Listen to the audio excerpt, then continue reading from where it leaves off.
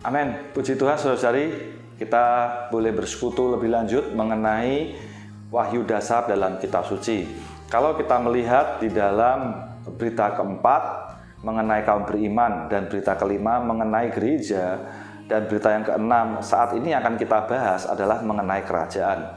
Saudara-saudari, ada kaitan erat antara kaum beriman yang adalah kita menjadi gereja dan juga adalah kerajaan.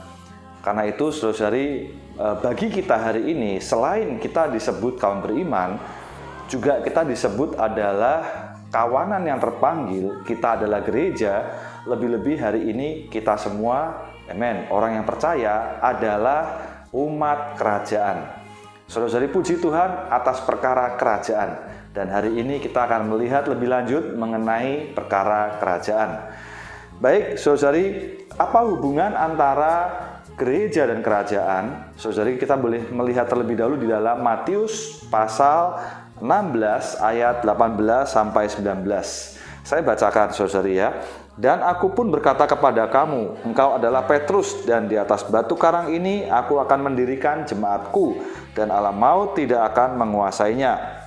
Kepadamu akan kuberikan kunci kerajaan surga.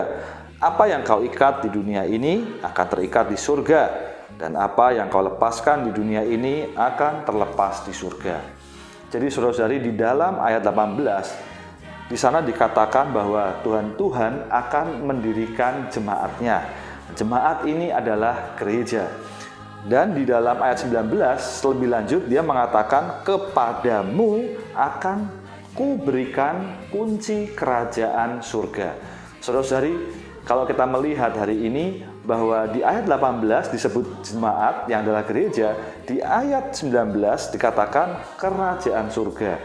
Dan hari ini kalau kita melihat di dalam ayat ini ada kata kunci kerajaan surga. Baik, kita akan melihat di dalamnya apa kaitannya. Jadi antara gereja dengan kerajaan ada kaitan yang erat. Karena itu, saudari, kita melihat di dalam garis besar yang sudah ada pada kita semua. Di sana dikatakan di dalam Romawi yang pertama bahwa gereja dan kerajaan. Saudara-saudari, perkara kita disebut gereja, perkara kita disebut umat kerajaan, kita perlu nampak bahwa sebenarnya di dalam penghidupan gereja kita, sebenarnya kita juga menempuh kehidupan kerajaan. Kehidupan kerajaan. Mengapa disebut kerajaan? Karena, saudara, kalau kita melihat di dalam kitab Matius, di sana menunjukkan bahwa Yesus Kristus adalah Raja Penyelamat.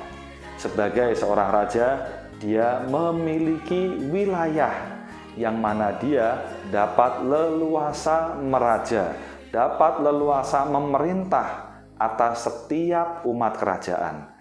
Puji Tuhan, umat kerajaan ini tidak lain adalah gereja, bukan pemerintahan fisik pada umumnya. Ya, saudari, bahwa Allah kita adalah Allah yang berdaulat, tetapi terlebih dahulu Allah memulai pemerintahannya atas diri kaum beriman, yaitu atas diri kita semua yang adalah gereja. Karena itu gereja adalah wilayah di mana Allah kita sepenuhnya leluasa memerintah.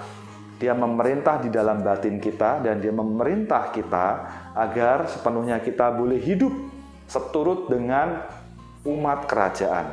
Dan umat kerajaan ini adalah kita semua. Kita hidup menurut aturan, peraturan yang diberikan oleh Sang Raja.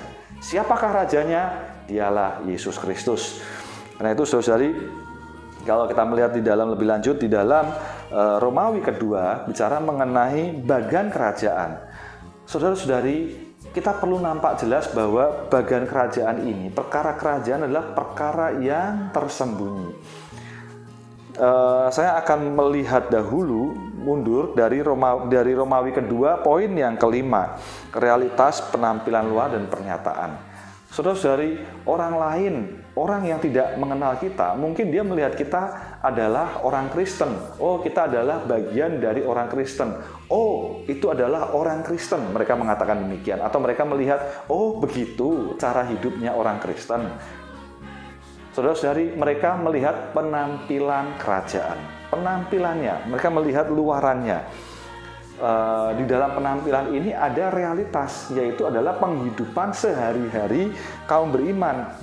Ya, di dalam nomor 4 ya, saya setelah nomor 5 saya naik ke nomor 4, yaitu kehidupan sehari-hari kita. Nah, bagaimana kita hidup sehari-hari, orang lain akan melihat kita, itu adalah apa yang mereka lihat adalah penampilan kerajaan. Tetapi apa yang kita tempuh dalam penghidupan sehari-hari ini adalah realitas kerajaan. Disebut realitas kerajaan karena memang kita memasuki realisasi pemerintahan Allah di dalam kita. Bukan kita yang berusaha untuk kita melakukan perintah Allah, saudara-saudari, tetapi lebih-lebih dia, penekanan di sini adalah dia sebagai raja yang memerintah atas kita, sehingga atas pemerintahannya dia di batin kita, kita boleh hidup menaati pemerintahan yang di dalam kita. Nah, karena itu saudara-saudari, ketika kita memperhidupkan ini, kita perhidupkannya di dalam kehidupan sehari-hari, bukan hanya di dalam ketika kita bersidang saja, tetapi dalam kehidupan sehari-hari, ketika kita berinteraksi dengan lingkungan di sekitar kita, saudari, kita boleh menampilkan, boleh mewujudkan, merealisasikan bagaimana Allah memerintah di dalam kita. Nah, itu saudari, puji Tuhan, kalau kita sudah nampak ini, maka kita melihat ada 3 hal yang di atas. Saudari, di dalam kekristenan ada kaum beriman yang sejati. Yang dimaksud dengan kaum beriman yang sejati adalah kaum beriman yang betul-betul sungguh-sungguh mencari Dia. Orang-orang yang demikian ini adalah kaum beriman yang sejati. Nah, kaum beriman yang sejati dalam kehidupan sehari-hari masih bisa gagal, masih bisa jatuh. Karena itu, saudara-saudari, di dalam kaum beriman, di antara sekelompok kaum beriman yang sejati, ada sekelompok orang yang betul-betul menguduskan dirinya, sepenuhnya mengambil kehendak hati Allah menjadi kehendaknya. Apa yang menjadi hasrat hati Allah, dia perhidupkan. Sekelompok orang inilah yang disebut sebagai pemenang.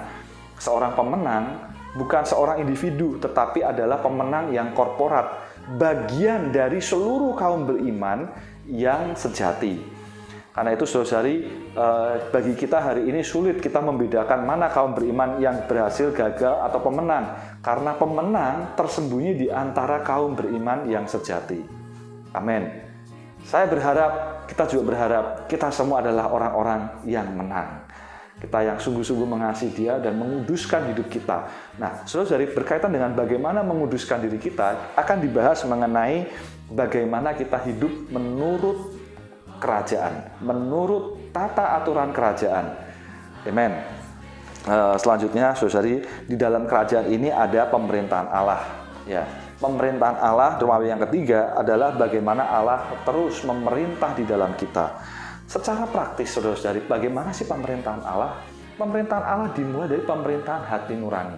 Ketika kita melakukan sesuatu dan hati nurani merasa tidak nyaman atau ada perasaan yang mengingatkan bahwa hal tersebut adalah dosa, saudara-saudari, itu adalah pemerintahan Allah mengingatkan kita agar jangan melakukan hal itu, atau kita stop tidak melakukan hal tersebut. Saudara-saudari, pemerintahan Allah memberikan damai sejahtera. Ketika Dia memerintah, Dia membawakan damai sejahtera. Puji Tuhan, saudari, penyampaian saya ini tidak mengikuti garis besar. Saya hanya menekankan poin-poin yang ada di dalam garis besar ini sampai dengan Romawi yang ke-14, saudari ya. Namun saya akan berbicara penekanan pada poin-poin tertentu.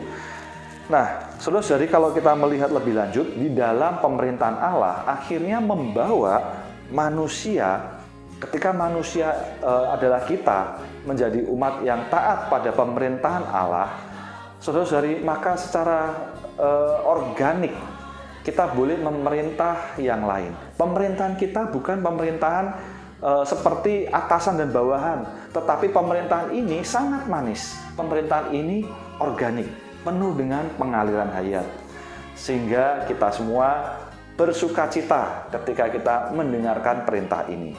Salah satu contohnya, di dalam hati kita ada perasaan, mengapa nggak berdoa? Mengapa tidak baca Alkitab? Ketika ada perasaan demikian, saudara-saudari, apakah Kita menjadi orang yang taat, ada perasaan berdoa. Tapi mungkin di dalam mulut merasa berat untuk berdoa. Saudara-saudari, saat itulah kita perlu menerapkan ketaatan kita. Belajar tunduk di hadapan Tuhan, mulai berdoa. Dimulai dengan mungkin kata-kata yang kita tidak tahu. Tuhan, kita boleh mengatakan, Tuhan Yesus, aku tidak tahu harus berdoa apa. Saudari, dengan demikian kita belajar taat. Ketika di dalam batin merasa, wah kita nggak benar, maka ada perasaan perlu mengaku dosa. Saudari, segera akui dosa tersebut. Ada dosa-dosa tersembunyi, akui. Kalau kita tidak tahu apa yang harus diakui, maka saudari kita boleh berseru nama Tuhan. Sampai Roh Kudus di dalam kita menerangi batin kita. Dengan demikian kita menjadi umat kerajaan yang taat dan tunduk pada pemerintahan surgawi. Nah, saudara-saudari ya, hari ini kalau kita juga melihat bahwa apa yang kita beritakan, apa yang kita sampaikan, apa yang kita perhidupkan adalah Injil. Sehingga saudari, Injil itu bukan hanya membawa orang dosa beroleh selamat, ya, tapi lebih-lebih saudari, Injil ini adalah perkara pemberitaan kerajaan. Artinya, ketika seseorang mau menerima Injil, sebenarnya orang tersebut meletakkan dirinya di bawah pemerintahan Allah. Orang tersebut telah meletakkan dirinya menjadi umat kerajaan dan sepenuhnya terbuka kepada juru selamat yang adalah Raja Penyelamat. Artinya, saudari, ketika kita memberitakan Injil, kita sudah memberitakan kerajaan surga. Saudari, puji Tuhan atas perkara tersebut. Dengan demikian, apa yang kita sampaikan boleh menjadi suplai hayat, boleh mewarisi hayat yang kekal. Nah, karena itu, saudari, di dalam penghidupan kita, sekali lagi kembali kepada hal yang praktis, di dalam Roma pasal 14 ayat 17. Ayat yang sangat penting yang perlu kita perhatikan di sana. Saya mengajak kita membuka Alkitab. Amin. Roma 14 ayat 17.